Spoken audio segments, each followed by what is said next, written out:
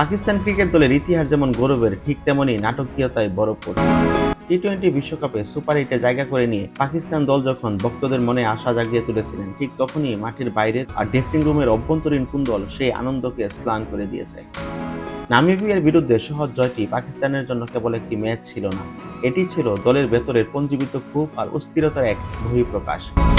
নামিবিয়ার বিপক্ষে টস জিতে ব্যাটিং করার সিদ্ধান্ত নিয়েছিলেন পাক অধিনায়ক সালমান আলী আগা, কিন্তু ওপেনার সাইমা আইবের দ্রুত বিদায়ে যে পরিস্থিতি সৃষ্টি হয় তা পাকিস্তান ক্রিকেটে বিরল। দলের কোচ মাইক হ্যাসনের সাথে অধিনায়কের উত্তপ্ত বাক্য বিনিময়, প্রকাশ্যে আঙ্গুল উঁচিয়ে শাসন করার দৃশ্যটি ড্রেসিং রুমের ভঙ্গুর অবস্থাকে ফুটিয়ে তোলে। সালমান আগাও রাগে পানির বোতল ছুঁড়ে ফেলার ঘটনাটি কেবল তাৎক্ষণিক প্রতিক্রিয়া ছিল না, বরং এটি ছিল দলের শৃঙ্খলা ভেঙে পড়ার একটি সতর্ক সংকেত।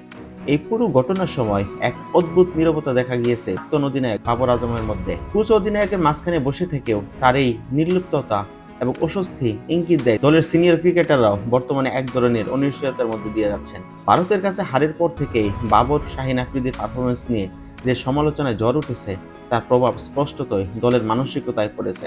পাকিস্তান ক্রিকেট বোর্ডের চেয়ারম্যান মহসিন নাকভির কড়া বার্তার পর থেকেই দলে বড় ধরনের রদবদল লক্ষ্য করা যাচ্ছে। শাহিন আফ্রিদিকে একাদশ থেকে বাদ দেওয়া কিংবা বাবর আজমের ব্যাটিং অর্ডারে ক্রমশ নিচে নামিয়ে নেওয়া, এইসব কিছুর ইঙ্গিত দেয় বোর্ড এখন কঠোর অবস্থানে। তবে প্রশ্ন থেকে যায়, টুর্নামেন্টের মাঝপথে এই ধরনের কঠোরতা দলের সংহতি নষ্ট করছে কিনা।